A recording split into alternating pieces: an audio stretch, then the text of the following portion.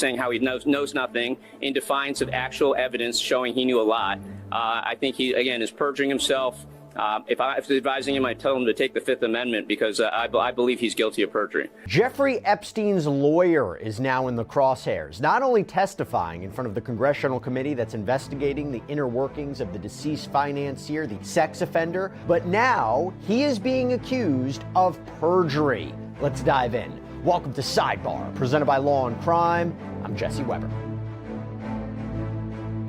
All right, before we even jump into this, I gotta tell you about this app that is amazing. It is called Upside, and what it does is it gets you cash back. Yes, extra cash back on everyday purchases like gas, groceries, takeout. Here's what you do. You download Upside for free, you claim an offer at one of their 100,000 plus locations, and you pay like normal with your card. Then you just verify the purchase, and just like that, you get money back. So say I need to get gas or I want takeout one night, I'll search for Upside offers first, and after I spend, money appears in my app that I can then transfer right into my bank account. And Upside's frequent users earn an average of $254 back a year. So to start getting your cash back, click the link in the description or scan the QR code, use promo code SIDEBAR to get an extra 25 cents bonus on every gallon on your first tank of gas. Let me be clear, I had no knowledge whatsoever of Jeffrey Epstein's wrongdoings. Those are the words of Darren Indyke, Jeffrey Epstein's former attorney, the co-executor of his estate. He testified in front of the House Oversight Committee that is investigating the Epstein saga. This is something we were previewing. We were waiting for him to testify.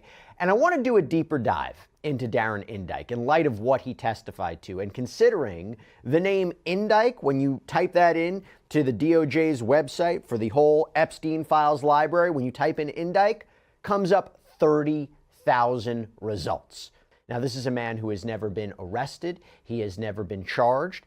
But to give you an idea about why he is so potentially important, according to the BBC, there are court filings that show that either Indyke or Epstein's accountant, Richard Kahn, who we did a whole sidebar on as well, usually, quote, had signatory authority over virtually all of the accounts held by Epstein.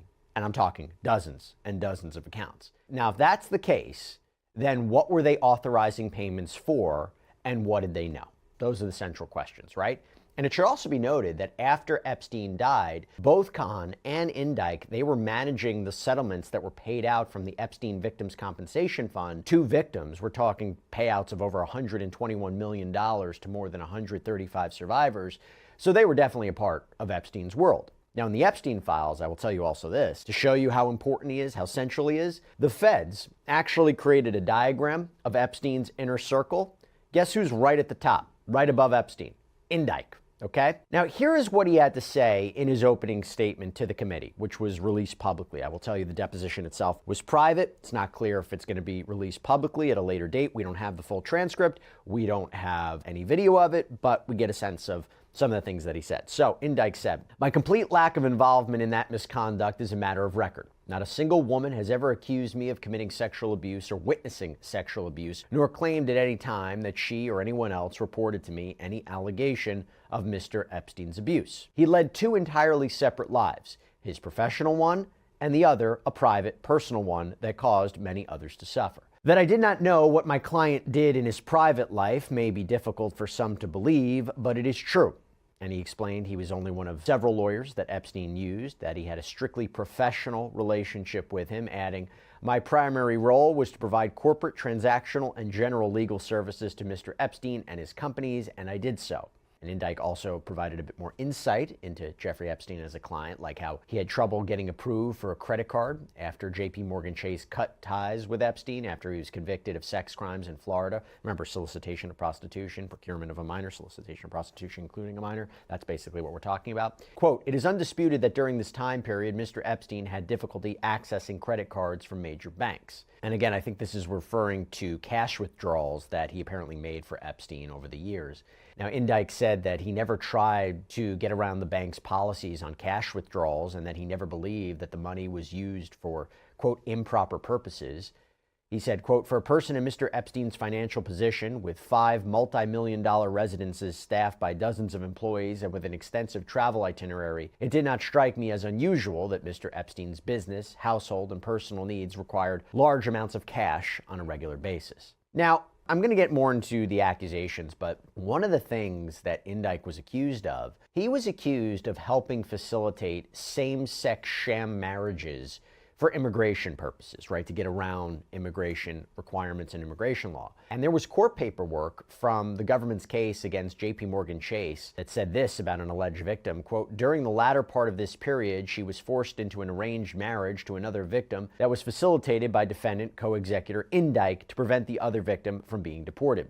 Indyk and a New York immigration lawyer retained by Epstein prepared the victim for communications with U.S. immigration officials almost immediately after the wedding. When the victim inquired about ending the marriage and leaving Epstein's circle, Indyk repeatedly tried to talk her out of a divorce and threatened that she would lose Epstein's and his associates' protection.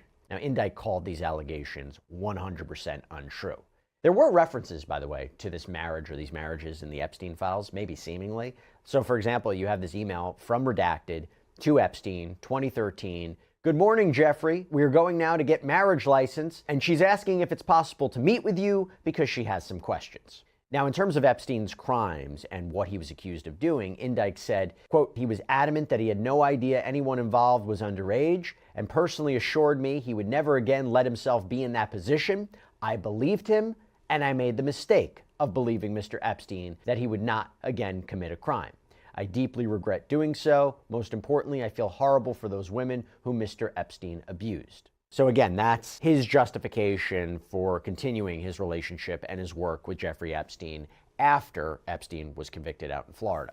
Now again, I want to make this clear. We don't have the video. We don't have the transcript of the deposition.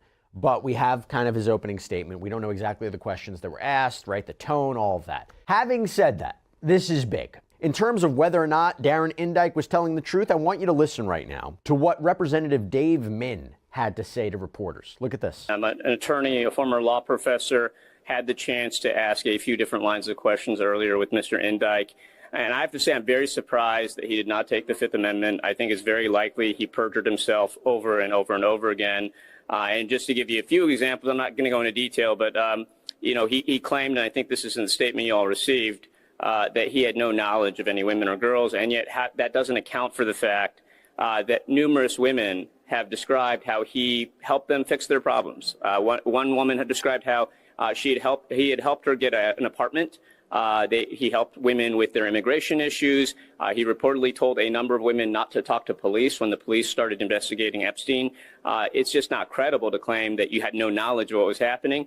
I asked, among other things, about the $725,000 that he withdrew in cash at the maximum level of $75 to $100 per withdrawal. That doesn't trigger federal reporting. He couldn't describe what that was for, just kind of, again, claim no knowledge and don't want to get into the details. You'll read the transcript, but this is just not credible.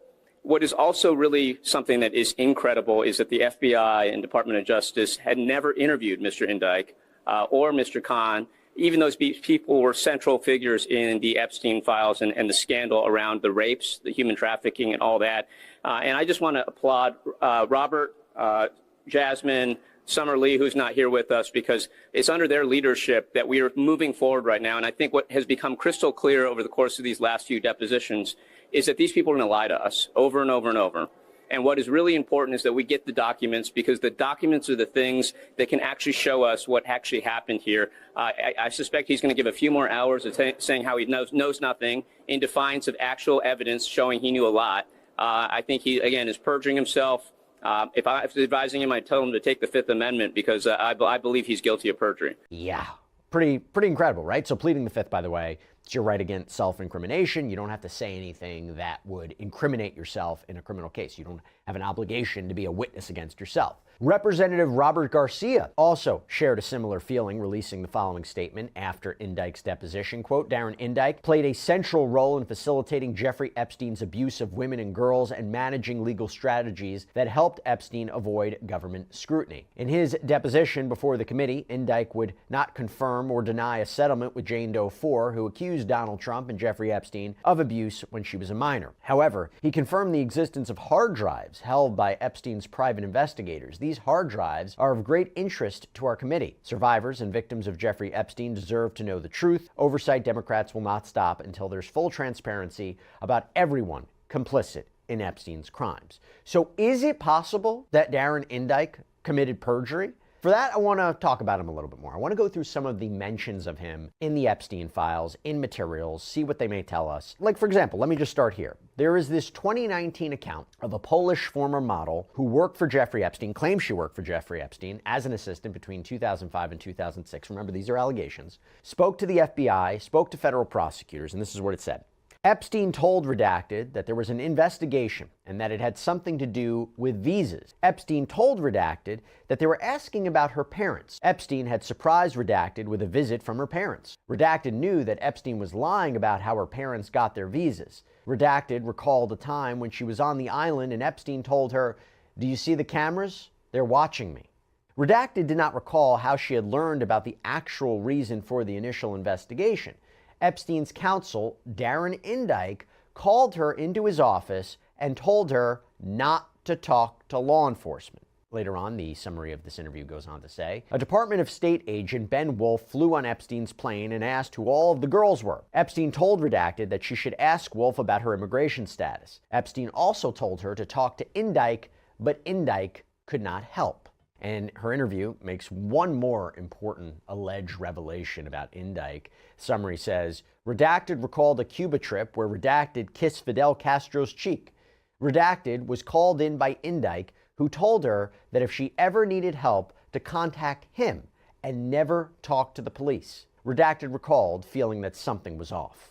How about this account from Lance Calloway? Apparently served as Jeffrey Epstein's personal chef between 2006 and 2009. That's a critical time period. Remember, that was when Jeffrey Epstein was arrested and ultimately pleaded guilty, entered into that sweetheart deal, pled guilty to the Florida sex crimes charges in order to avoid more serious federal charges. So again, solicitation and prostitution involving a minor, procurement of a minor. So it says this, quote, while Calloway was living on the island, he learned that there was an investigation into Epstein. He then started looking for a new job in New Jersey. He eventually left. Darren Indyke, Epstein's attorney, told Calloway that if someone approaches him with something, to not accept it because he could be getting served. How about this FBI form about an interview with the FBI and federal prosecutors 2019 where this alleged victim claims that Jeffrey Epstein and his associate Ghislaine Maxwell, who as we know was convicted of sex trafficking, serving 20 years in prison, the claim is that she was sexually abused by both of them when she was 14 years old.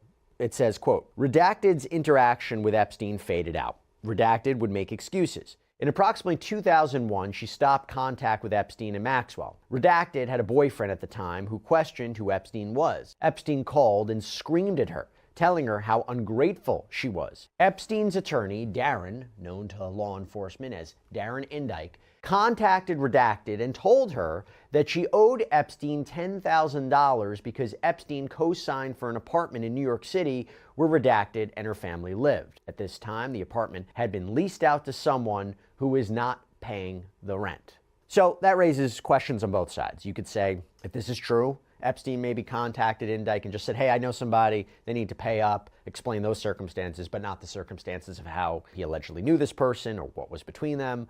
Or the less charitable way of looking at this could be, if Indyke is asking this, he probably wanted the full story or maybe knew the full story about what the relationship is here, particularly if you're saying, why would you pay someone's rent or why would you give somebody an apartment? What are the circumstances surrounding this? A lawyer maybe would want all the questions. I don't know, but it's just two ways of looking at this. Is there knowledge of alleged abuse or is there knowledge of alleged abuse? And by the way, did any of this actually happen? Not entirely sure. There's another account, another aspiring model claimed that she was a victim of Epstein. And when Epstein was arrested out in Florida in 2006 on those sex crimes, I want you to listen to what she claims Epstein allegedly told her. Quote, Epstein helped Redacted with some monthly expenses. By the way, I have to say something. Whenever you hear these allegations of Epstein, paying for things, trips, gifts, whatever it is, paying for tuition, whatever it is, that goes to like the sex trafficking component. He was never actually brought to trial on it, but it would have been the idea of, using all of these financial means, commercial sex, right? Using force, fraud, or coercion to have people engage in commercial sex acts. So that's kind of like that exchange is how it would have been relevant at a trial, I think. But it says Epstein helped Redacted with some monthly expenses. She felt that as long as they were friends, that he was going to look out for her. While she was taking the state tests, Epstein reached out and told her that he was thinking modeling agency and he would like for Redacted to manage it. Epstein told her she needed to work in the industry for 6 months. August of 2006, Redacted learned that Epstein had been arrested. Epstein told her this, but she didn't know the details. He told her it was an enemy out to get him. The only info Redacted had was from the papers, and it wasn't talked about. It was like an awkward silence. Epstein told her to call Darren Indyke if contacted by law enforcement and not to speak with law enforcement. Epstein did not specifically say not to talk to law enforcement, but to contact Indyke. Epstein told her not to introduce him to anybody, and he was not interested in meeting new people for massages. And I want to get to this too. It goes to the knowledge component. Again, if we're talking about Darren Indyke or the alleged knowledge, that in October of 2019, so after Epstein's death in jail, there was a Sherry Quigley that was interviewed by federal agents. Now, Quigley at one point had worked for Deutsche Bank, which, as I've talked about before, came under a lot of scrutiny regarding its association and work that it did with Jeffrey Epstein and when it cut off ties. But Quigley had made a filing to the SAFE, SAIF mailbox that was related to certain transactions. SAFE is, by the way, a suspicious activity information form. It's when you flag that something might be, illegal, questionable. It says, quote, Quigley did see the Epstein accounts paying women who appeared to be models of legal age. She also recalled Epstein's attorney, Darren Indyke, withdrawing $7,500 in cash each week. A SAFE, SAIF, was filed on Indyke. Now that's big, okay? Again, that's suspicious activity information form. By the way, remember before when you heard about the hard drives and information like that? We've talked a lot about storage lockers, right? Whether Epstein and his associates locked away materials before they could be found by authorities that were searching his properties. Again, we dedicated sidebars to this. I want you to look at this. So this is from August 2009. It's about a month after Jeffrey Epstein was released from jail in Florida on those sex crimes charges. And it seems that there was a request from Epstein's accuser, Virginia Giuffre, regarding certain evidence in a litigation. Now, this is an email that Epstein seemingly forwards to his other attorney, Roy Black, and his other attorney, Martin Weinberg. The email is from a William Riley, this investigator that we believe Epstein had hired, and it has the subject Epstein, and it reads, Bob, over the weekend I learned that plaintiff's counsel are looking to get from me the computers and paperwork I took from Jeff's house prior to the search warrant. I have them locked in storage and would like to know what to do with them. They are no longer needed in the criminal case, I assume. Is it possible to give you these items for your review and safekeeping, or give it to Darren Indyke, or back to Jeff, etc.? Now, I think now's a good time to mention that Indyke and Epstein's accountant, Richard Kahn, also co-executor of Epstein's estate, he was also deposed by the House Oversight Committee, denied any knowledge of wrongdoing. They were sued. The main allegation, for example, in this 2024 class action lawsuit, was that they enabled and facilitated Epstein's sex trafficking operation and, quote, were also integral in allowing Epstein to escape justice for years by concealing his litany of crimes. And even though they denied the accusations, the estate ended up settling for up to $35 million, but there was no admission of any wrongdoing, no admission to doing anything wrong. There was another legal settlement over claims that involved, among other things, that Epstein's attorney, who ABC sources say is Indyke, carefully withdrew money for Epstein to avoid setting off alarm bells. So in other words, limiting withdrawals to $7,500, not the $10,000 threshold that would alert the Treasury Department. In fact, in a settlement of a lawsuit, it was alleged that between 2014 and 2016, Indyke cashed almost 45 separate checks, again, each in the amount of $7,500. You heard him deny this kind of skirting of the rules or the regulations. But in litigation, it was alleged that there were almost 100 individual withdrawals of $1,000 from Epstein's account through an ATM that was only a short walk away from Indyke's office, but there was no evidence that Darren Indyke was in fact the one who made those withdrawals, but just again, something interesting to call out.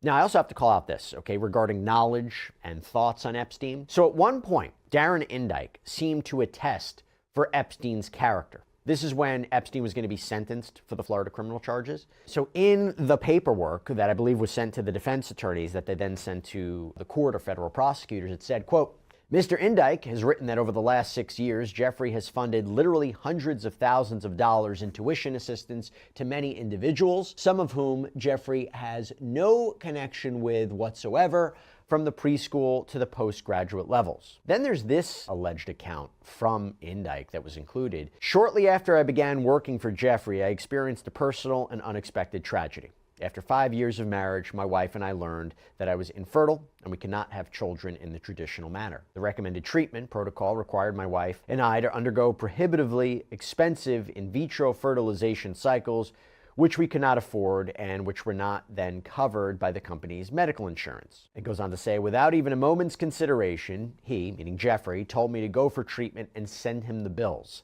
Having been with Jeffrey only a few months, I was astounded by his generosity and hurried to my desk to call my wife to share the amazing news. In the days and weeks that followed, Jeffrey personally researched infertility issues and shared the results of his research with me.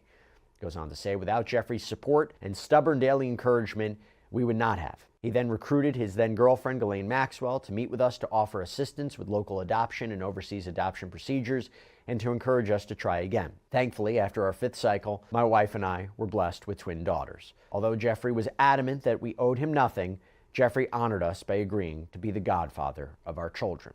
Something else that's interesting, Bloomberg did this article on how an HSBC branch in Paris had shut down Epstein's bank account in 2007 because it flagged suspicious activity. So apparently a few weeks later, Indike and his legal representative out in Paris, Marie-Joseph Expertin, had emailed about the account. Expertin said she would try to figure out what happened. And then apparently Indike emails Epstein and asks how hard he wants Expertin to push to find out what's going on, even saying, quote, is there something that she does not know so that she should just back off from the bank? By the way, Indike's lawyer, Daniel Weiner, said in a statement to CBS after it was announced that Khan and Indike were going to be subpoenaed for testimony, quote, it is worth emphasizing that not a single woman has ever accused either Mr. Indike or Mr. Khan of committing sexual abuse or witnessing sexual abuse, nor claimed at any time that she reported to them any allegation of Mr. Epstein's abuse. Indike and Khan did not socialize with Mr. Epstein, and they have always rejected as categorically false any suggestion that they knowingly facilitated or assisted Mr. Epstein in his sexual abuse or trafficking of women, or that they were aware of Mr. Epstein's actions while they provided legal and accounting services to Mr. Epstein. By the way, that is very consistent with the kind of opening statement from Indike earlier, so you can obviously see why I think the argument would be that lawyers reviewed and maybe even wrote that opening statement or helped write that opening statement. Now, there's a lot more I could get into, but this kind of gives you an idea of what we're talking about here. And here's the deal. For a perjury charge, those can be notoriously difficult to prove, unless it is, black and white. You say this, and I can show it's a lie because you said or did this, right? A lot of times when someone testifies, to prove a perjury charge, it's about context, it's about intent, and particularly when you're dealing with a lawyer, it may be difficult to find that key smoking gun, that key direct evidence of knowledge or participation or coordination or involvement in what Epstein was accused of doing, especially if a lot of these communications are subject to attorney-client privilege.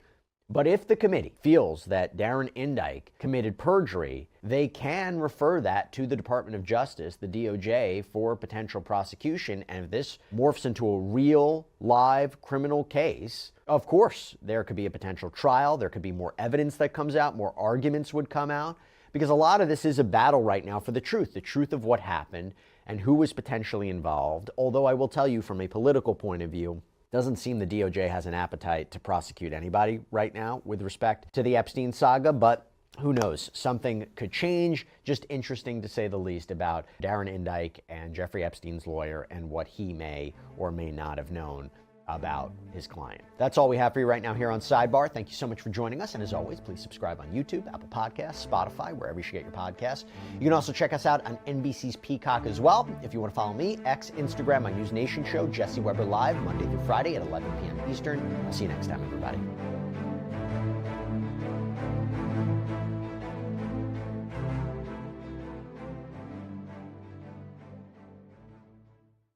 While we have more details than before, we still have major outstanding questions in the David murder case. His movements, Celeste's movements, the alleged murder weapon, other potential charges on the horizon, who's going to testify, whether anyone else will be arrested or charged. We want to explore those unanswered questions right now. Welcome to Sidebar, presented by Law and Crime.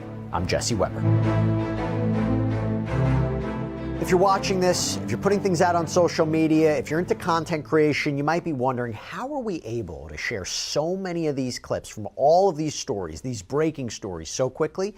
We use something called Opus Clip, okay? This is an all-in-one AI editor that makes it so easy to cut, create, and upload videos across any platform. Through AI, Opus Clip generates B-roll, it reframes footage, and it even cleans up audio, and it is so easy. You just visit opus.pro/sidebar, you sign up, you upload, and in minutes you will have perfectly edited clips ready to go. For TikTok, Shorts, Reels, Opus Clip is really your one-stop shop, and having a tool like Opus Clip means that our producers can get you viral courtroom updates instantly. This is the most powerful tool there is to share ideas and edit like a pro. So go to opus.pro/sidebar to get a free week and then 50% off. Despite all the episodes that we have dedicated to David, you know we still have a bunch of unanswered questions. Will we ever get the real answers? Are we just going to have to wait and see what evidence the prosecution has? That's what I want to explore, what we don't know.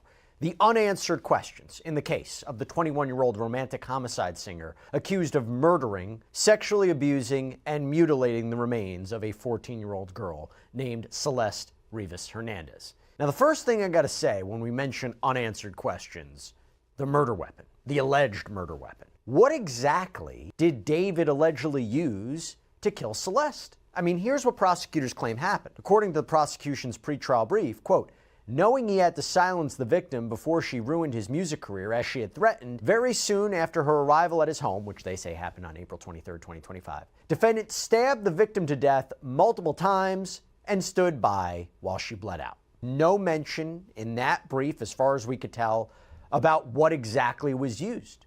You go to the medical examiner's report, the summary, it says death was pronounced at the scene. Autopsy examination was limited by extensive post-mortem changes. There are 2 penetrating wounds of the torso with smooth edges that may represent sharp force injuries. The wound on the upper abdomen penetrates the liver, and the wound on the left chest penetrates one of the left intercostal spaces with disruption of the adjacent ribs' cortical surfaces. The left lung appears intact. The bilateral upper and lower extremities show full thickness dismemberment. Multiple other skin and soft tissue defects are present without apparent associated internal injuries. The etiology of these defects is not clearly apparent due to severe post-mortem changes. Post-mortem toxicology performed on liver tissue shows the presence of a low level of ethanol, which may be due to post-mortem changes or ingestion and does not appear to be contributory to the cause of death. Given the history and circumstances as currently known by me in the setting of the findings by examination, ancillary studies, and in the absence of other definitive causes of death, the cause of death is multiple penetrating injuries. The manner of death is classified as homicide. But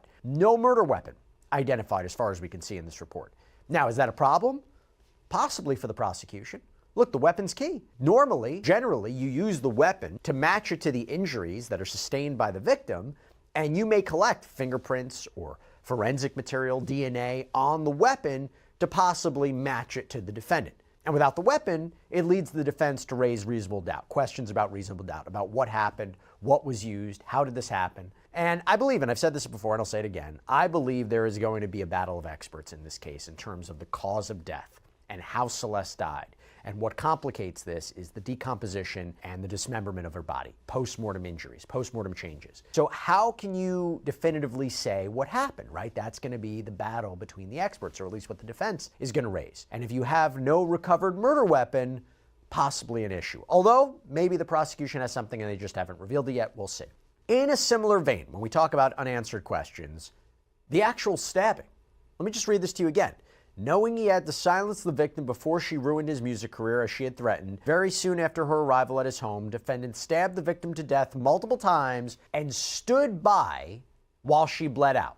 At no time did he call law enforcement or 911 or take her to an emergency room to attempt to save her life. Now, how do they know that? How do they know he just stood by and watched her bleed out? Well, we look at the timing of her arrival. They claim there was no further activity on her phone, that he allegedly sent her a text message 20 minutes after her supposed arrival, and they're looking at the ride-sharing receipts, asking where she was in this alleged text message, so that they would argue goes to the alibi. He's trying to create an alibi, cover his tracks. And this is, again, all according to the prosecution. Now, the prosecution may argue, hey, we're just putting 2 and 2 together, right, to say this is what happened. We know when she arrived, we know the text message, there was no outgoing calls to emergency services, so we are suggesting what may have happened. right? We're assuming what may have happened. But it is quite a statement to say he just stood by while she bled out. So I go back to this unanswered question, how exactly do they know that? And it's a question about the actual event of her supposed stabbing. Well, I asked forensic death investigator Joseph Scott Morgan, host of the Body Bags podcast, about this. Back to that earlier point, how do they know that he stood there?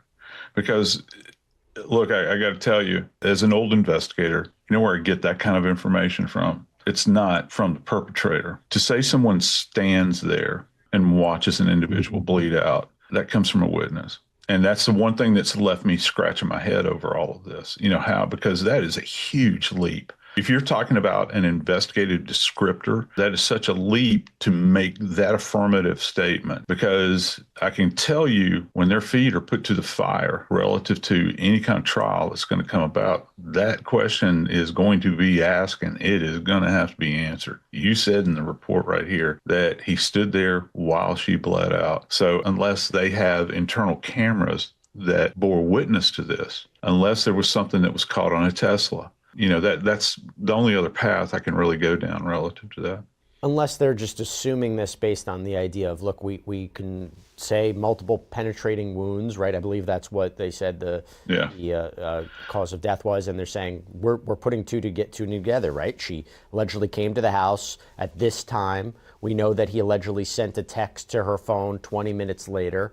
We believe a sharp instrument was used, and so we are saying, of course, he stabbed her, and if he stabbed her, of course, he just waited for her to bleed out because he allegedly never called 911 or authorities, and so that's what they're assuming. But you're saying, in your experience, they shouldn't or wouldn't make that statement. There was no need to make that statement unless they have some sort of information. Yeah, man, it's just such a huge leap, you know, to go down that road. For me, and I'm going to tell you, that is going to have to be revealed in court. And you know as well as anybody that you cannot just kind of, in some kind of pedestrian manner, you know, just go by and say, yeah, well, this is what happened. You're going to have to explain that. I mean, because people are going to want to know. This is arguably one of the most gruesome things that we've covered in some time. And I'm not saying it doesn't matter what people think, but I think that even the court is going to want that explained. If defense looks at this and said, how do they know that? They can't just say, well, we just know. They're going to have to lay that down, the facts, right? Just like in forensic science, we like to deal with the facts. We like to deal with those absolutes. When you get inside the courtroom, you have to state the facts of the case. And this is what they're saying is a fact of the case. So I'm going to be fascinated to see how this is explained, because I don't know, man. Inquiring minds want to know, right? Again, an unanswered question. Talking about Celeste for a minute, okay? We have another unanswered question I want to get to. Was she pregnant? Was Celeste pregnant? The reason this has come up, and I've talked about it before, is when you go to the prosecution's pretrial brief, they write, text exchanges between the victim and defendant contain references to sex, pregnancy, abortion, and use of the Plan B emergency contraceptive. There are also explicit photographs documenting and corroborating their sexual relationship. In November 2024, defendant and the victim broke up, although they continued to communicate, and text messages suggest they also continued to have sexual relations. And then Celeste's death certificate was amended to suggest it was now unknown. It was unclear whether she was pregnant when she was killed. It was changed from not pregnant to unknown.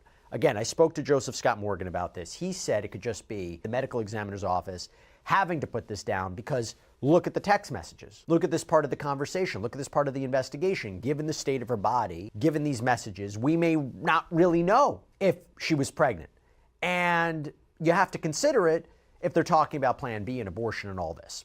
But I'll highlight as well, and this is what Joseph said too, there's nothing in the actual coroner's report, the ME's report, to indicate that she was pregnant. You go to the report, it says uterus present and not enlarged and without endometrial lesions and hemorrhage, ovaries and fallopian tubes appropriate for age, her private area without lesions, breast tissue without lesions, other female reproductive tract findings, severe postmortem changes noted. Now, could it be possible? Maybe, but here's the thing, and I stand by this. If prosecutors had evidence that she was in fact pregnant, I have to imagine they would have said so, either in their initial press conference or their filings. Wouldn't they have had to include that? Because they're trying to prove special circumstances allegations, right? If you recall, they allege that David killed Celeste to silence her, that he lay in wait, that he killed her to protect his financially lucrative career, that she was about to expose him, seemingly about his alleged sexual relationship with her, her being a minor.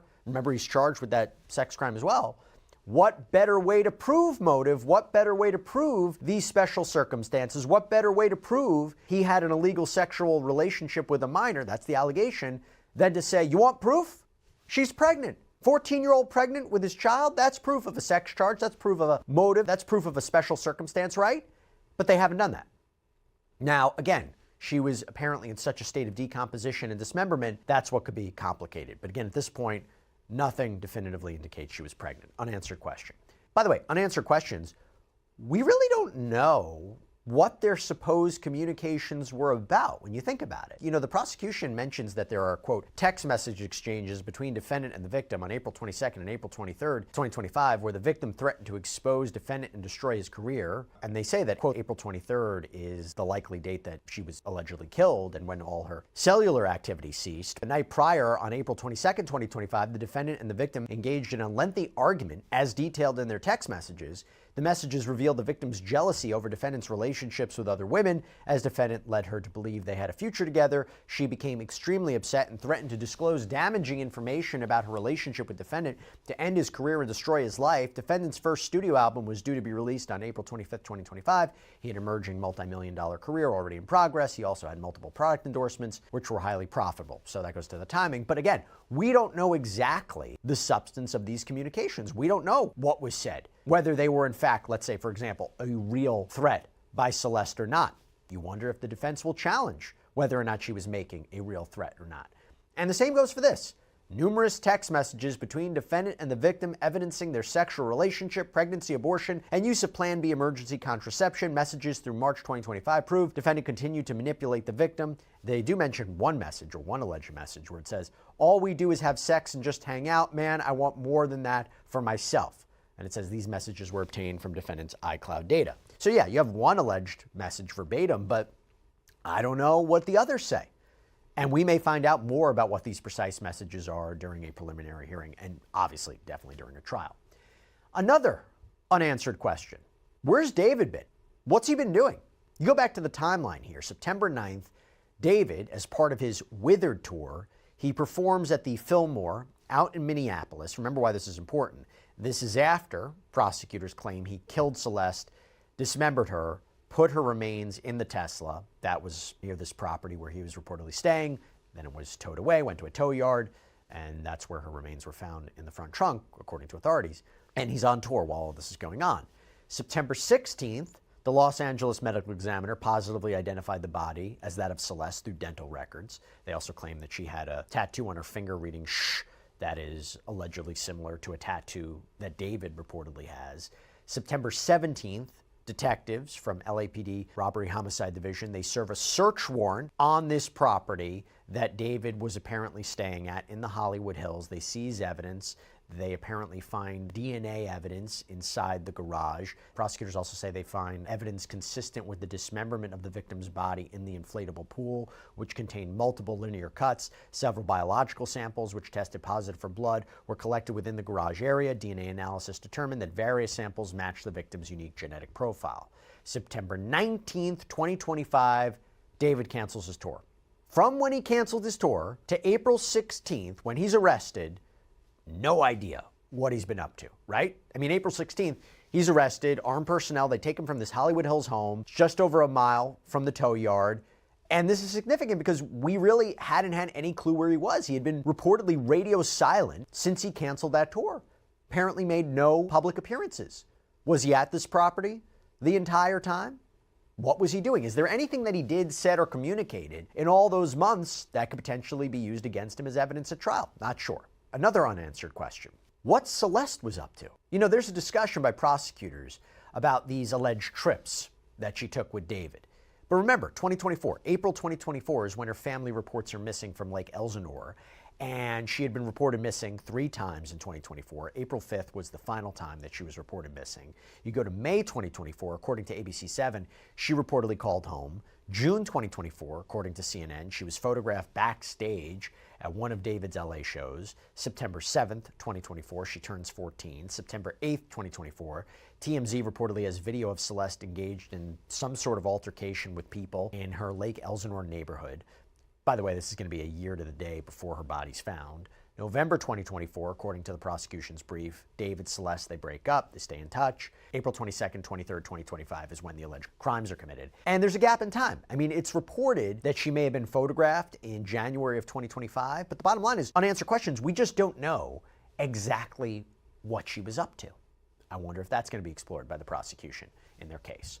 Another unanswered question. Is anyone else going to be charged? I've had this question for a long time because right now David is the only one who's been charged in this case. And sure, based on the prosecution statements and the outline of potential evidence, it is possible that a 20-year-old singer killed, dismembered, and transported her body into a car all by himself without anyone knowing. Sure. But this also leads people to suspect, assuming the allegations are true, and he is innocent until proven guilty, but if the allegations are true, whether anyone else assisted or aided or conspired with him. I mean, here's a point. It goes back to the brief. It says surveillance video and other evidence confirmed defendant was the last person to drive the vehicle on July 29, 2025 before he left Los Angeles on a concert tour.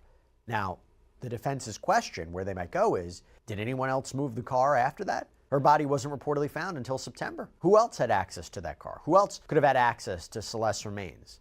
The filing states that David lied to friends, business associates, and others about the strong smell of decay in and around the home and the car. So maybe he did keep everybody in the dark, or did someone know something? I have to imagine the defense will cross-examine these potential witnesses. Very hard, question those conversations, question what David really said or didn't say, hearsay issues. And another way to look at this is it could be very difficult for defense attorneys to say, look, he was completely in the dark, had no idea what was happening, although is it possible someone else had access to the car afterwards? Goes to this idea of who may be a cooperating witness as well. If someone took an immunity deal to testify against David, that's going to be prime ground for attack by the defense. Why do you need protection? What were you offered? What were you guaranteed by the prosecution? Are you just pointing the finger at the big star here? Law enforcement had tunnel vision. You need an arrest. They went after him. You're the person they're relying on. Aren't you really responsible? Now, yes, I'm speculating, but again, there's a lot of different alleged crimes here, and it does become a question, can one person do this all by themselves if the allegations are true? And did anybody have any knowledge, even of the purported, alleged, secret, illegal sexual relationship? Did anybody facilitate it, know about it, hide it? But just to give you an idea, Neil Langston, who we've talked about a lot on this program, David's reported friend who was arrested in Montana on a reported failure to appear as a witness charge, and he allegedly was brought back to LA to testify, seemingly in a grand jury. TMZ reported that he testified in front of an LA grand jury for 30 to 40 minutes. If that's true, that's a really short time, right? Important witness to be arrested, brought back, testify. I know grand juries are more limited in the presentation of evidence, but still, really short.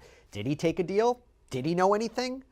I don't know. I will say this, back on March 13th, 2026, Neil Langston posts private Instagram stories that reportedly read, "Thankfully, I'm legally fine in every way, and boy, do I got all my receipts for things. Ha ha ha ha ha." And then he reportedly posted, "I think the worst part is that I've told so many people that I trust and I thought knew me as a person, my side of things, all for that to be thrown out the bleeping window as soon as I get arrested and they slap that bleep's name next to mine. And for the record, the thing I was arrested for wasn't even charged. They never filed it and my warrant was retracted because there's more to the story than what's on the news." And look, I asked Los Angeles DA, the district attorney, Nathan Hochman, about this on my News Nation show, Jesse Weber Live. And he said in terms of others being involved or being charged, we have an ongoing investigation. If anyone has information, come forward. And he said with respect to Neil Langston, take a look. I'm not going to comment one way or the other about any particular additional individuals or whether there are any additional individuals. What we did with respect to individuals who wanted to either cooperate with our investigation or were uncooperative is that they often receive subpoenas to come in and testify in order for us to get the information to make the decision we made today to file these charges. So look, I'm not sure whether others will be charged at this point, but an unanswered question nonetheless. Another unanswered question is David's family. What about David's family? His father, DeWood, his mother, Colleen, brother, Caleb. After David's arrest, his parents, through a family attorney, released a statement that said, quote, "Parents are sad and disappointed that David was arrested. However, they fully stand behind him and believe that he is innocent. They fully support him." But will they be involved in this case? Will they have to testify? It's interesting to think about because in the prosecution's brief, it states throughout 2024, the victim spent a significant amount of time with defendant, including summer weekends at his home in the Hollywood Hills and traveling with him to Las Vegas, London, and Texas to meet his family. That's where his family lives. Now, it's unclear how much his family, knew about Celeste, if they knew anything about her, whether they were aware of this, whether they were aware of how young she was. But we do know that the family was reportedly ordered to come to LA and testify before a grand jury. And remember when the Department of Transportation reportedly impounded the Tesla out in LA, according to authorities, it was noted that it was registered to David in Hempstead, Texas. We know his family lives in Texas. TMZ later reported that David had transferred properties to his mother's name out in Texas after Celeste's remains were found. Questionable about why he did this, right, if that's true. But in court filings about this whole back and forth about whether or not they had to go to LA and testify, there was a court hearing, and this is what Bennett Dodson, assistant DA for Waller County out in Texas, told the court. Don't think it's a secret to anyone at this point that Mr. David Burke is a musician who's quite famous, and this matter concerns a car that was registered to him at these witnesses' address here in Houston that had a dismembered, decomposing body in it. I would say if a car with a dismembered, decomposing body is registered to your home address, that is something you should expect to be questioned by the authorities about, and that's what this is, Judge. So you get a sense of why their testimony could be vital, what they may be questioned about. It does become a question. Would they plead the fifth? How they would testify? It's hard to know at this point. That's why it's an unanswered question, whatever the family's connection to this case will be. Another unanswered question. Could David face federal criminal charges? I did a whole sidebar on this, but just to give you an idea, on April 23rd, 2026, in a follow-up court hearing, we learned from the prosecution that there was reportedly a, quote, significant amount of child pornography found on David's device or devices. And you go back to the pretrial brief, from the evidence list, it says the description of photographs depicting the victim naked, as well as while she was engaged with defendant in sexual activity when she was 13. They said that this constitutes CSAM, child sexual abuse material. They indicated the photos won't be presented. And then this part, while all possible charges that could be proven were not filed, the CSAM is proof of their ongoing sexual relationship while the victim was 13 and 14 years old. If you look up federal charges here, I looked it up. 18 U.S.C. 2251, sexual exploitation of children. 2252, certain activities relating to material involving the sexual exploitation of minors. 2252A, certain activities relating to material constituting or containing child pornography. And I looked under the DOJ's website. They basically say images of child pornography are not protected under First Amendment rights and are illegal contraband under federal law. Section 2256 defines child pornography as any visual depiction of sexually explicit conduct involving a minor, someone under 18 years of age. Visual depictions include photographs, videos, digital or computer-generated images distinguishable from an actual minor, and images created, adapted, or modified but appear to depict an identifiable actual minor. Federal jurisdiction is impacted if the child pornography offense occurred in interstate or foreign commerce. So this includes, for example, using the U.S. mails or common carriers to transport child pornography across state or international borders. Additionally, federal jurisdiction almost always applies when the internet is used to commit a child pornography violation. Even if the child pornography image itself did not travel across state or international borders, federal law may be implicated if the material, such as the computer used to download the image or the CD-ROM used to store the image, originated or previously traveled in interstate or foreign commerce. And then it goes, any violation of federal child pornography law is a serious crime. Convicted offenders face severe statutory penalties. For example, a first-time offender convicted of producing child pornography faces statutory minimum of 15 years to 30 years maximum in prison. A first-time offender convicted of transporting child pornography faces fines and a statutory minimum of 5 years to 20 years in prison. Convicted offenders may face harsher penalties if the offender has prior convictions. Okay, so on top of that, the alleged child porn, here's a thought. Sex trafficking. What about that charge? Transporting a minor across state lines, international lines, to engage in commercial sex acts, force, fraud, coercion, threats, inducement. Was he buying things for her, paying for her trips? Was there a thing of value? So you would need evidence of not only a sexual relationship, but this travel component, right? Maybe a commercial aspect. And you go back to the filings, despite being informed by law enforcement, the victim was only 13, defendant continued to pursue her. That is from the prosecution's brief as well, and they talk about the timeline there. Now, I asked former federal prosecutor Gene Rossi about potential federal charges. Here's what he had to say.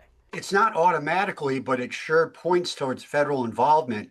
And there are 2 federal charges that could occur here, and I'll get to a third in a moment.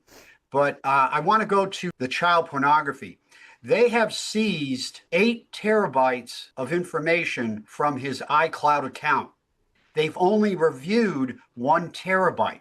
So they got 7 more terabytes to go where they could even enhance the murder charge and also child pornography. But go to feds. The U.S. Attorney or the Department of Justice could charge him, theoretically, with possession of child porn and or production of child porn. Possession is a 5-year minimum. The production is, I think, a 15-year minimum. I could be wrong on that, but I think it's 10 to 15 years. But it's a minimum. That could be enough.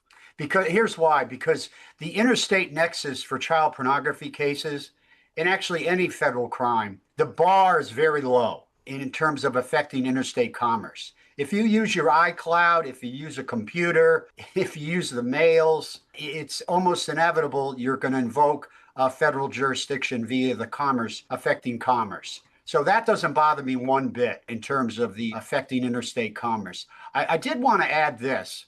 The intent here would be circumstantial. You probably don't have any admissions from Mr. Burke. I'm going to call him Mr. Burke. So you really, just his possession would satisfy the elements of either intentional, knowingly, and or willfully possessing this material or transporting it or producing. It sounds like he took it up a notch and he was producing this child porn. He just wasn't receiving it. Go to the Diddy trial in the Southern District of New York. He had a RICO count, he had a man-and count, and he had sex trafficking involving violence. I don't think you have RICO here, but you could have a Mann Act. Mann Act is, I'm in Washington, D.C. I call a lady of the night in L.A. Hey, I'll pay your airfare and hotel. Come here and we'll have physical relationship. That's a Mann Act violation. There's no threats. There's no violence. If you add violence, that's sex trafficking involving violence or the threat of violence. We could have that. Sex trafficking doesn't have an age. Mann Act doesn't have an age. So those are 2 federal charges that could apply. Does he have to promise her something? Does he have to give her something of value? Does he have to give her money? Does he have to, is it paying for the trips? Because isn't that a key component of a sex trafficking case? I don't know if it's different if you're talking about minors. The jury instructions for the Mann Act and the sex trafficking is very broad. It could be entice. Entice could be you're just the verbal persuasion. It could be a financial gain. It's very broad how you entice somebody to cross state lines for either Mann Act purposes or sex trafficking purposes. The other charge that could possibly occur here is federally, is kidnapping. It appears that she may have been lured to his apartment across state lines, and that for the purpose of kidnapping her, not letting her go, and then he abused her and he killed her. Kidnapping resulting in death is at federal level. Would it still be federal? Would it still be federal if she came from Lake Elsinore, California, to the Hollywood Hills in California? No, but we don't know if she went to another state and he was communicating with her. We don't know. We got 8 terabytes of information. We have 7 more terabytes to go. We don't know that. Okay, so there you go. Some unanswered questions. We will see if we get answers anytime soon. That's all we have for you right now here on Sidebar, everybody. Thank you so much for joining us. And as always, please subscribe on YouTube, Apple Podcasts, Spotify, wherever you get your podcasts. You can also check us out on NBC's Peacock as well. If you want to follow me, X, Instagram, my News Nation show, Jesse Weber Live, Monday through Friday, 11 p.m. Eastern. I'll see you next time, everybody. Accused murderer David Anthony Burke, a.k.a. David, was back in an L.A. courtroom today, and this has shaken up the entire case schedule. What exactly happened? What can we expect next? And what does this mean for the defense and the prosecution? Welcome to Sidebar, presented by Law and Crime. I'm Jesse Weber. Okay, I can't jump into this without first telling you real quick about our partner, our sponsor, this app called Upside. Now, Upside gets you cash back, extra cash back on everyday purchases like gas, groceries, takeout. So here's what you do. You download Upside for free. You claim an offer at one of the 100,000 plus locations. You pay like normal with your card. You verify the purchase. And just like that, money back. So say I need to get gas or I want takeout one night, I'll search for Upside offers first, and after I spend, money appears in my app that I can transfer right into my bank account. Now, Upside's frequent users, they earn an average of $254 back a year. So to start getting your cash back, click the link in the description or scan the QR code and make sure to use promo code Sidebar to get an extra 25 cents bonus on every gallon on your first tank of gas. Okay, we got a court hearing in the David case that happened today. We have a reporter, an investigative reporter in the courtroom. Going to bring her on in a minute to talk about what happened. Now remember where we're at.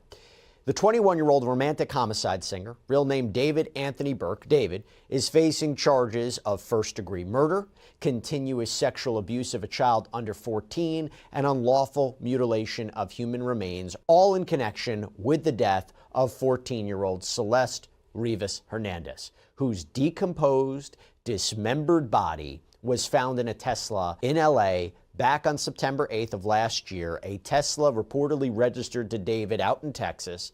And prosecutors have also alleged special circumstances with respect to the murder charge. That's what gets you potentially life in prison without the possibility of parole. That's what potentially gets you the death penalty, even though there's a moratorium on executions in California.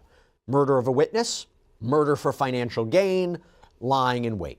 That he used a deadly and dangerous weapon, a sharp instrument. And the ME's office concluded that Celeste's cause of death was multiple penetrating injuries. Authorities alleging that David murdered Celeste to keep her quiet, that they were in an alleged illegal sexual relationship, her being a minor, that she was going to expose him, that she was going to ruin his career, a financially lucrative career. I did whole episodes on the potential evidence establishing where he was at in his career. They also talk about these alleged text messages the day before, the night before, where she was allegedly angry with him and going to expose him.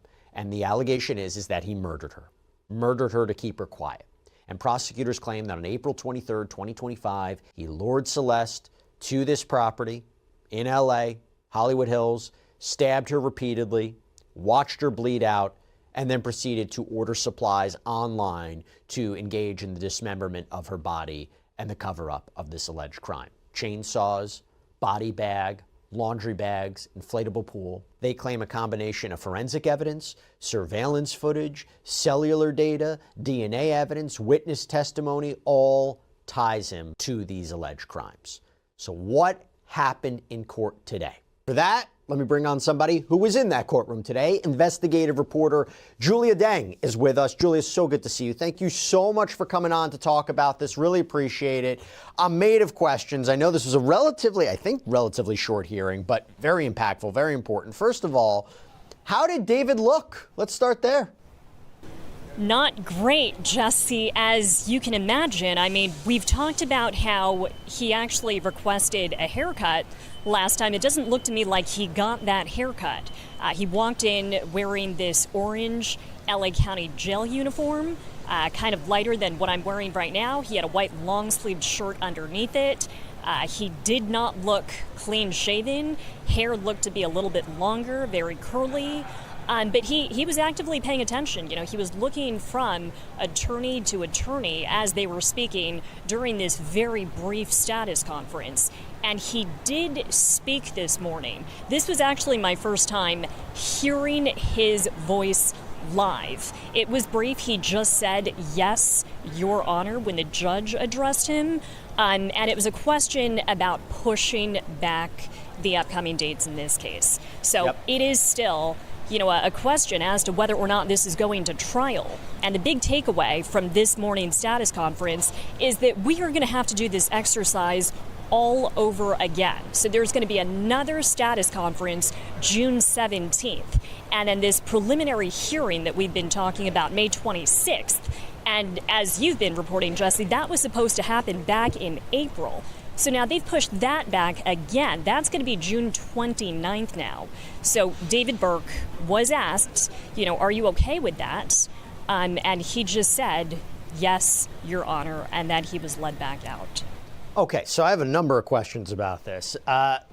there are those who say they wouldn't be surprised that the preliminary hearing was pushed back yet again. I mean, even if you talk about what's been reported, 40 terabytes of evidence, computers, tablets, iCloud. Even in the prosecution's brief, they talk about surveillance footage and cellular data and witnesses and different trips and all these Amazon purchases. And it's a big case, and it's one that has been investigated for quite some time.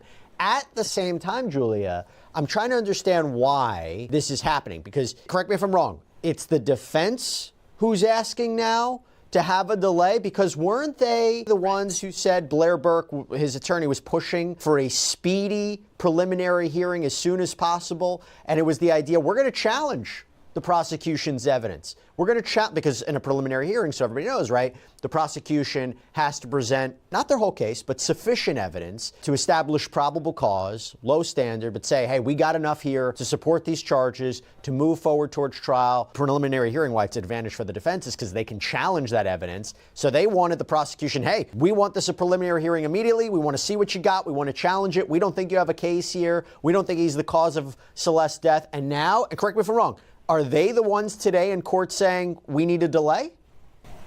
They are. That is correct. And Jesse, you're absolutely right. This boils down to evidence. So Beth Silverman, with the prosecution, she laid out how there is just voluminous evidence here. It totals, at this point, more than 40 terabytes. I mean, if you think about how much content you probably had saved on your phone, I mean, that's not even close to 1 terabyte. They have 40 in this case. So Beth said this morning during this hearing, the prosecution started uploading their evidence last Thursday. And that's part of this case. They have to do that. Sharing that information between both sides, that's part of discovery. So Beth says the prosecution started that last Thursday. They have only uploaded, at this point, about 10 terabytes out of that 40. And then she went on to say, I actually wrote down this direct quote from Beth Silverman this morning, it could take them months to complete discovery with this much evidence. So now the defense is pushing back. This is very much part of their strategy. This is not surprising. You know, they would benefit from having more time just to prep their case. So they said, the defense, you know, we've requested DNA evidence. We have not gotten that yet. They also said they haven't gotten the witness narratives they were hoping for. So their argument is we need more intel to prep before this can even go to a preliminary hearing. But the prosecution, of course, also not surprising, they're pushing back as well. They're saying, you know, is this going to be a real thing? Is June 29th going to be, they called it a go date? Or are we going to have to go through this again? Push it back again. The judge was very stern about that. She said, you know, we have to be clear. If we're setting the date for June 29th this time, if this is going to be pushed back again, a fourth time now, you know, we have to get that motion in writing. Beth Silverman says this kind of thing can go on. She's, you know, in her experience, had this kind of thing go back and forth and be delayed for years. The judge saying this morning, she promises this is not going to go on for years. So I think June 17th is going to be a sure thing for this new status conference, and then June 29th. Well, here's what's tricky about it. It's prosecutors, seemingly, even though there was reports of multiple grand juries, and grand jury could be a way you get an official indictment. Defense doesn't have a role in it. It's a secret proceeding. You get an indictment, you move forward. If you don't go a grand jury route, and clearly there hasn't been a grand jury indictment, even though there have been reportedly grand juries impaneled to hear evidence in this case, now you have a preliminary hearing. And 100%, this is where it gets complicated, because the defense has an opportunity to challenge the evidence. It can get pushed back and pushed back and pushed back and delayed. And just from a point of law, I'll tell everybody, you know, that's a concern for the prosecution, right? They believe that David committed these alleged crimes. They want justice as soon as possible. They don't want to keep pushing this case along. Evidence can get stale. Witness testimony could be upended. So it's in their interest, too, to have this preliminary hearing sooner rather than later. And by the way, when you mention DNA evidence, you go back to the prosecution's brief. It says DNA evidence developed from blood stains collected from defendant's garage, which match the victim's genetic profile. So that was interesting. By the way, you mentioned witnesses. Do we have any idea, was it revealed today, any idea who these potential witnesses are? We don't. That is one of those outstanding questions, and I think, Jesse, you actually did an entire podcast segment dedicated to this question. We don't. And it sounds like part of the defense's strategy to just stall here and buy themselves a little bit more time to prepare during this pretrial period is citing the fact that they don't have any kind of narrative relating to witnesses. They don't know who the possible witnesses might be who could be called for this case, and they don't have DNA evidence they say they've requested. But let me tell you what the prosecution did share. They say they have already shared lab reports, they have shared LAPD reports, and they've shared, again, about 10 terabytes of evidence. So if it really is 40 terabytes, that's about 25% here. And I don't know what kind of server they're uploading this to, but again, they started doing this last Thursday. So open-ended question here as to how much longer that's going to take. But talking to media crews out here, we've all been speculating, there's likely a lot of video content in that 40 terabyte dump. That's typically what takes up the most space. So we already know some of that video involving Celeste and David and their alleged relationship that will not be played for the jury if this eventually does go to trial. I'm so glad you mentioned that, because as we're understanding what this is, I remember in one of the initial hearings, the prosecution said they found a large volume of alleged child pornography on David's devices. Now, they didn't confirm that was 100% Celeste, but let's remember he is charged with a sex crime with respect to her. This alleged illegal sexual relationship is not only its own individual crime, but it goes to the murder charge. It goes to the special circumstances, because if they can prove he was having this relationship with her, didn't want it exposed, wanted to keep her quiet, she was threatening him, that goes into it. And of course, there's other digital data, there's cell phone data, there's surveillance footage. By the way, just taking a quick step back, since you're our eyes and ears there, was it a packed courtroom? Like, who else was there? Was there anybody in support of David? Was Nathan Hochman there, the Los Angeles County District Attorney? Who was in that courtroom today?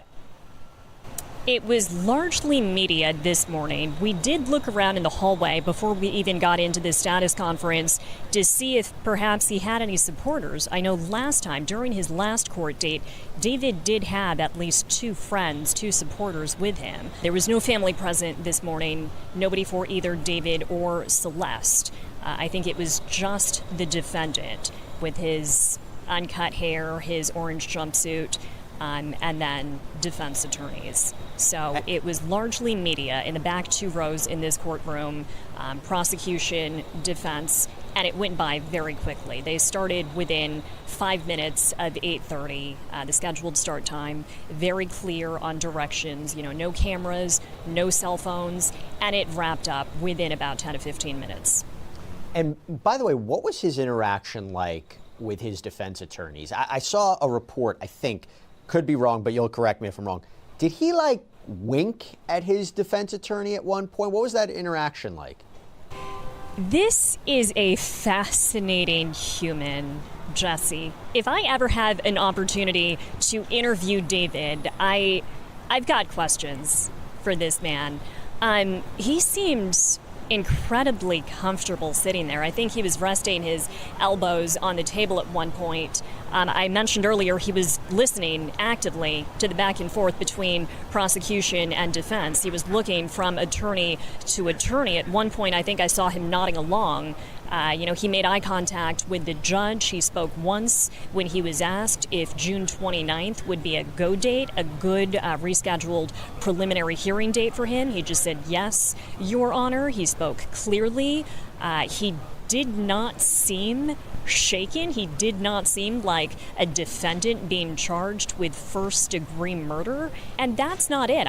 We're calling this a murder case, but there are two additional charges on top of that, including continuous sexual abuse of a child under 14 And then it's not just murder, it's mutilation of that murder victim's corpse.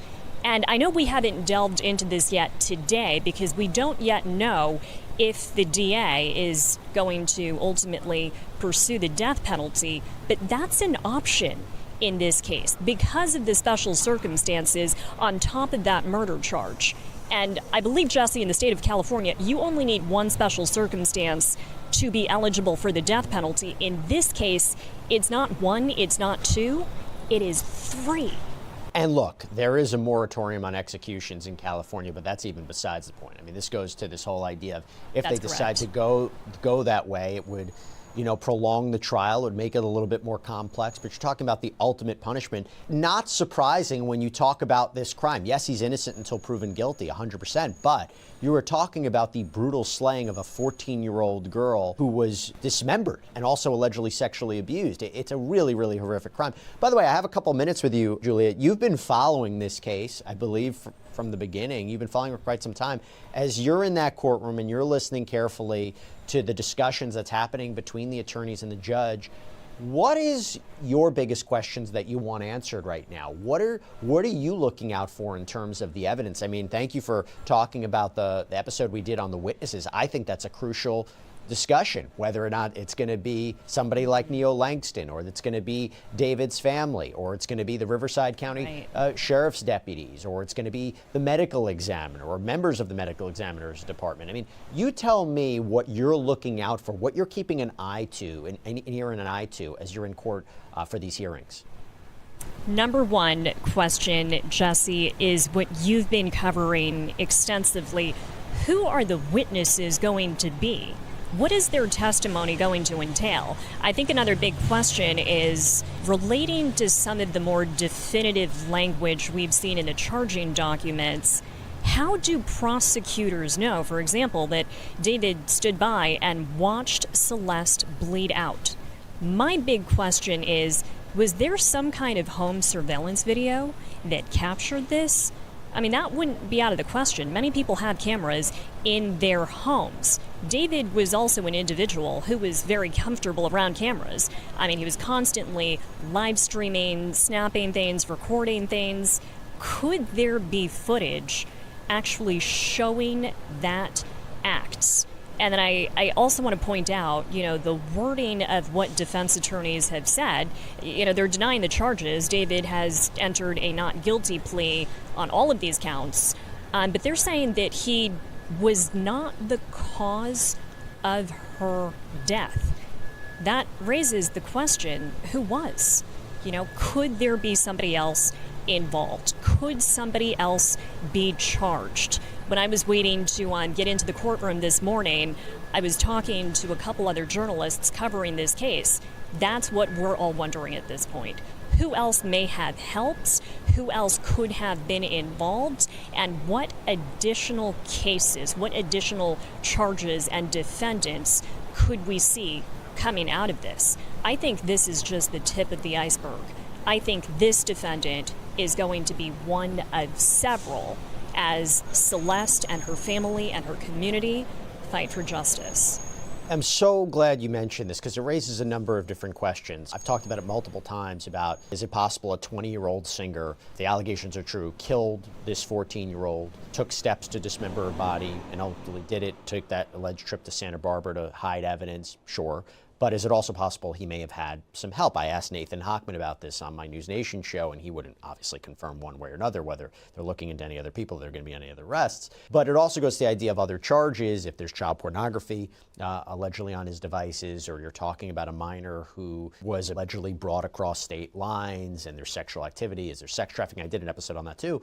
But you also talk about the cause of death. And I think that one of the complicating factors here is her body was in that Tesla for quite some time, decomposed, dismembered. How exactly, will the defense bring their own forensic pathologist to try to push back and say, how do you know definitively it was multiple sharp force injuries? Is there something else that might have contributed to this? Do you have evidence of maybe the cleanup and the dismemberment, but not necessarily the murder? And going back to that other point about, how they know she bled out, I'm split on this. I interviewed Joseph Scott Morgan, and he basically said he believes there could be a witness to this. He also talked about the surveillance footage. It's also possible they're just making an assumption based on, they look at the cell phone data and they say, well, this is when she arrived, right, by the ride share. This is when her phone activity stopped. This is when David allegedly sent a text message to her 20 minutes later to maybe cover up his tracks, maybe create an alibi. And that's why they believe that he stabbed her or allegedly stabbed her and just watched her bleed out, because there was no calls to 911 or emergency services. So they might be making a guess here.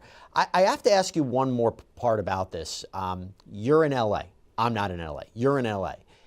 There has been so much discussion about the coordination, the cooperation between the ME's office, the LAPD, the Los Angeles County District Attorney's Office. As somebody who covers these stories and somebody who's in LA, whether it's this case or other cases, is there disagreement amongst these different organizations? Are they usually in lockstep? Because there's been so many questions about why there's been a delay and why there's information that's been sealed. No mention of pregnancy in the prosecution's brief, and yet the medical examiner now had to change the update to it's not known if she was pregnant. I think they did that for other reasons, but I'm just curious, in your experience, what should we be thinking about? And to be clear, when I interviewed Nathan Hochman, he said they're completely lockstep. There's no surprises. They're in it together. They know what they're doing.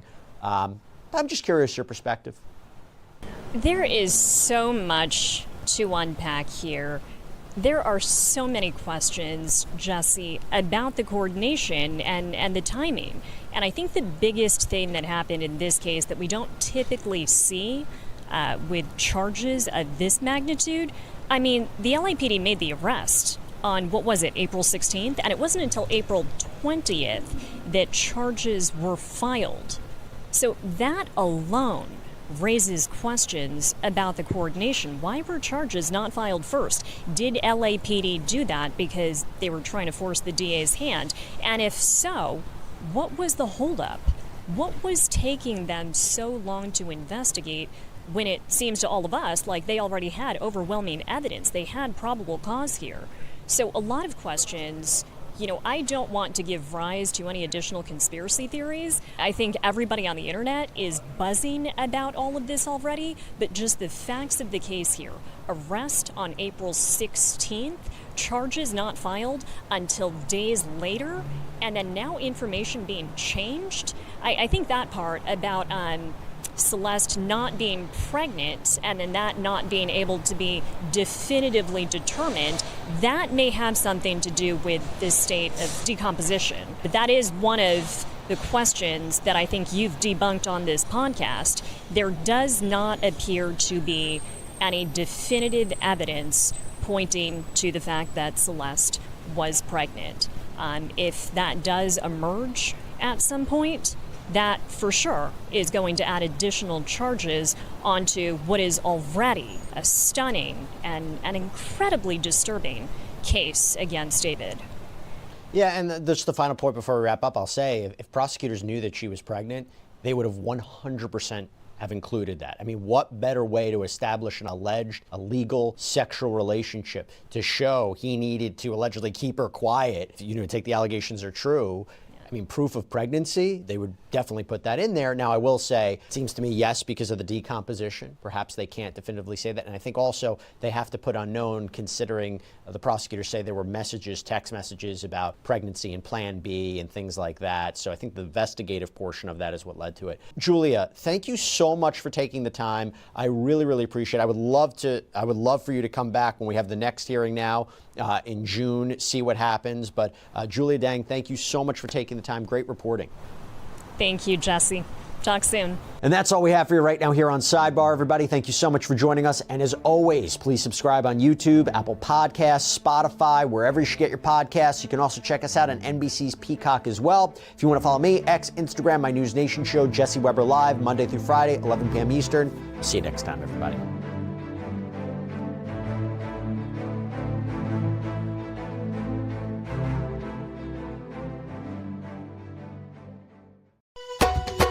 दुनिया दो दिन दी बंदा दे मौत दमाल दुनिया दो दिन दी दुनिया दो दिन दी बंदावे मौत दा माल दुनिया दो दिन दी आए कर तू कुछ ख्याल दुनिया दो दिन दी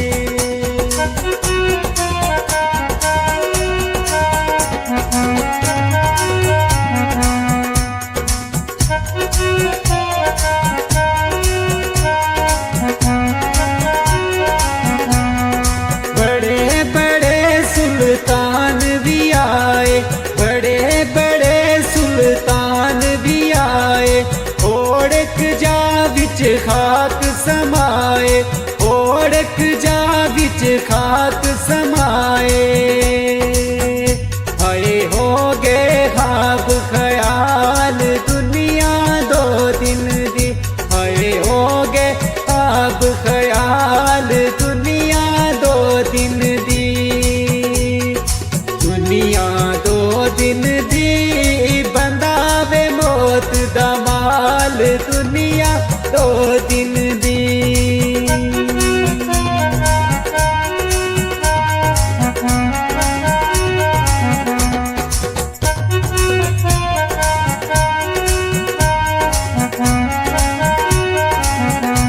ऊंचे लम्हे महल बना दे ऊंचे लम्हे महल बना दे दगा फरेब ते जुल्म कमा दे दगा फरेब ते जुल्म कमा दे हाय कुछ नहीं खड़दे नाल दुनिया दो दिन दी हाय कुछ नहीं खड़दे नाल दुनिया दो दिन दी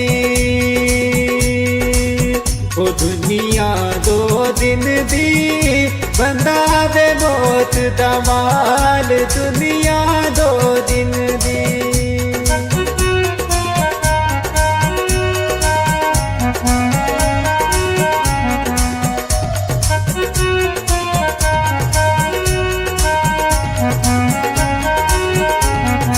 दुनिया देंदी दुख बतेरे दुनिया देंदी दुख बतेरे वीरा कोलू वीर नखेड़े वीरा कोलू वीर नखेड़े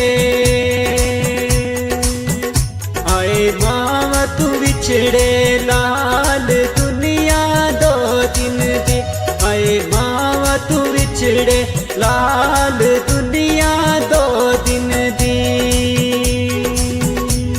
ओ दुनिया दो दिन दी बंदावे मौत दा माल दुनिया दो दिन दी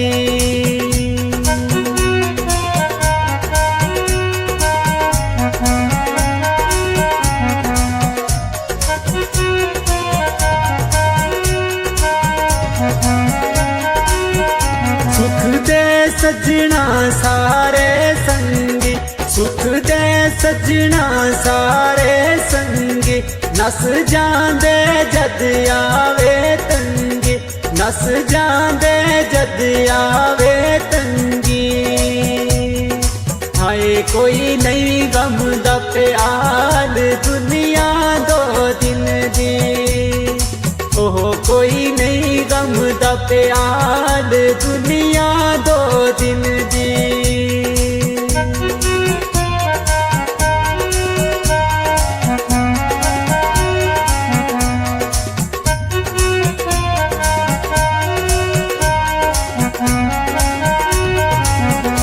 हंसना रोना गम लाचारी हंसना रोना गम लाचारी अज मेरी कल तेरी बारी अज मेरी कल तेरी बारी हाय कंजरी दी मिसाल दुनिया दो दिन दी हाय कर तू कुछ ख्याल दुनिया दो दिन दी ओ दुनिया दो दिन दी बंदावे मौत दा माल दुनिया दो दिन दी ओह कर तू कुछ ख्याल दुनिया दो दिन दी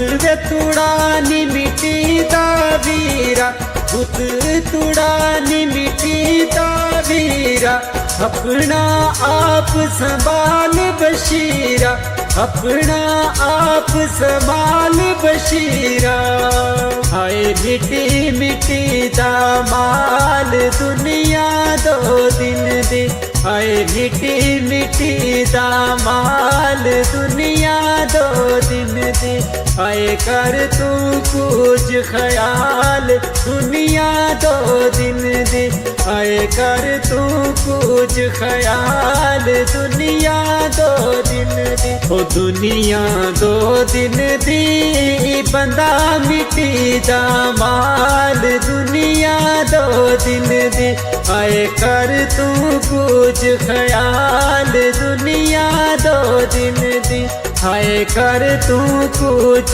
ख्याल दुनिया दो दिन दी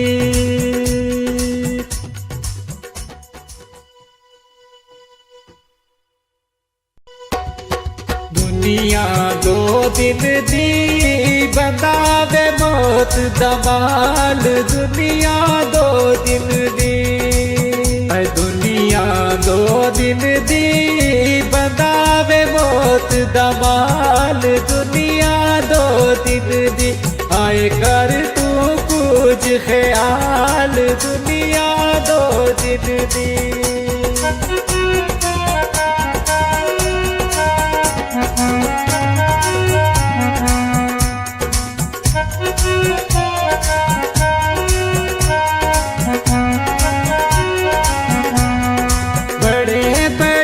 सुल्तान भी आए बड़े बड़े सुल्तान भी आए ओढ़क जा बिच खाक समाए ओढ़क जा बिच खाक समाए हरे हो गए ख्वाब ख्याल दुनिया दो दिन दी हरे हो गए ख्वाब ख्याल दुनिया दो दिन दी दुनिया दो दिन दी बंदा वे मौत दमाल दुनिया दो दिन